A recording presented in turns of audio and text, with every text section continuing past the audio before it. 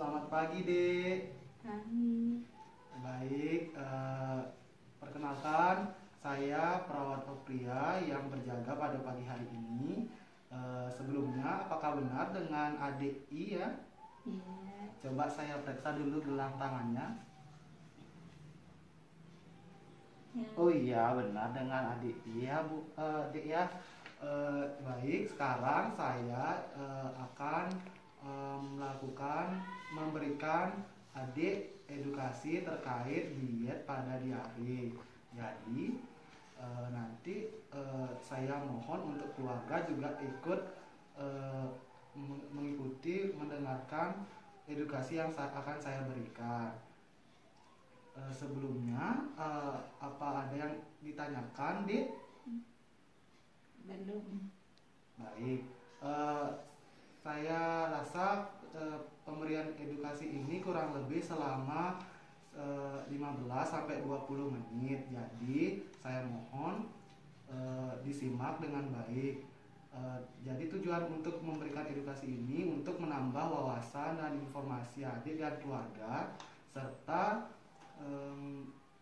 untuk mampu meningkatkan status kesehatan adik dan keluarga nanti jika sudah keluar dari rumah sakit.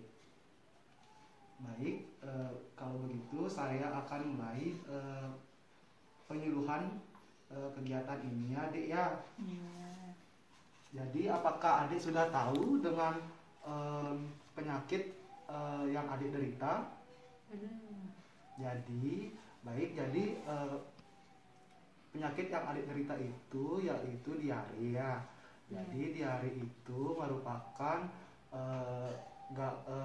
gangguan yang terjadi pada saluran cerna yang makanan tidak bisa diserap dengan baik. Jadi terganggu. Nah, terus ditandai dengan adanya saluran pencernaan yang keluarnya feses yang encer serta frekuensi buang air besarnya adik lebih dari 3 kali dalam sehari atau bisa 4 kali dalam sehari.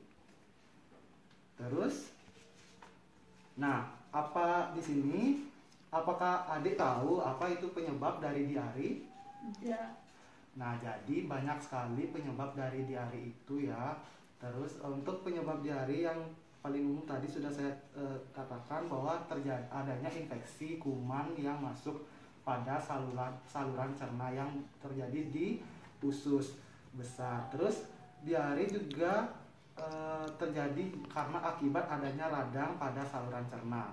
Nah, ada juga penyebab diare lainnya seperti kurangnya kebersihan dalam makan dan minum serta tidak kurang dalam mencuci tangan sebelum makan atau minum. Jadi apa yang perlu adik nanti makan ketika diare? Makan dan minumnya ya. Jadi yang pertama itu makanan yang berkuah. Kenapa? Karena pada saat diare kan kebutuhan cairan yang ada di tubuh adik itu berkurang, jadi perlu asupan cairan seperti makanan yang berkuah untuk mengganti cairan yang ada di tubuh adik. Terus yang ini ada berikan cairan isotonik seperti Oralit. Nah, itu untuk membantu menambah cairan yang ada di tubuh adik serta yang paling penting yaitu minum air putih sebanyak 8 gelas per hari. Nah, adik biasanya kalau minum air putih biasanya sebelum sakit berapa per gelas? 1 gelas per hari. Waduh, kurang sekali itu, Dek. Jadi seharusnya adik harus minum banyak agar kebutuhan cairan yang ada di tubuh adik terpenuhi. 6 pasang. Ya, tidak apa-apa, harus dipaksakan biar tubuhnya tetap sehat dan bugar. Nah, terus apa saja sih makanan yang harus dihindari ketika diare? Nah, yang pertama yaitu makanan yang berminyak dan berlemak. Karena kenapa? Karena dapat menyebabkan otot-otot di dinding cerna itu tegang sehingga diare semakin parah.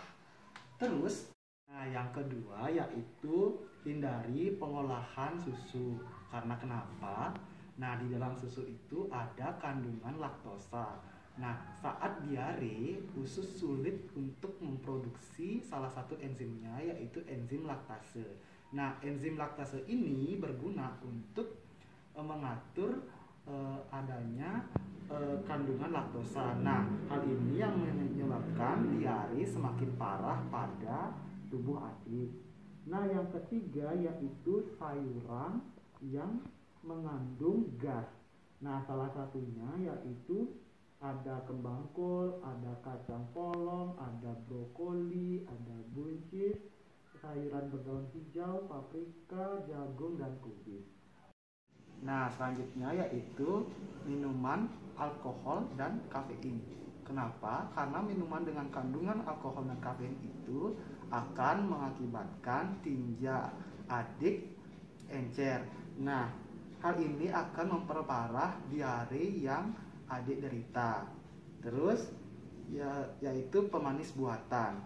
Nah, kenapa bisa menyebabkan perut adik kembung yang mana tidak dianjurkan untuk dikonsumsi saat adik menderita diare. Nah, selain itu, hindari juga yang namanya makanan pedas. Karena kenapa? Dalam makanan pedas itu mengandung yang namanya zat capsaicin yang mana menimbulkan rasa pedas. Hal ini harus dihindari pada saat diare. Kenapa? Karena bisa mengiritasi saluran pencernaan adik saat diare, yang mana memperparah diare adik. Nah, jadi apa yang bisa dilakukan misalkan adik atau ada anggota keluarga adik yang mengalami diare tapi masih tidak terlalu parah. Nah, bisa saya anjurkan di rumah untuk membuat oralit dari bahan-bahan yang sangat gampang didapat di rumah, yang misal dari dapur.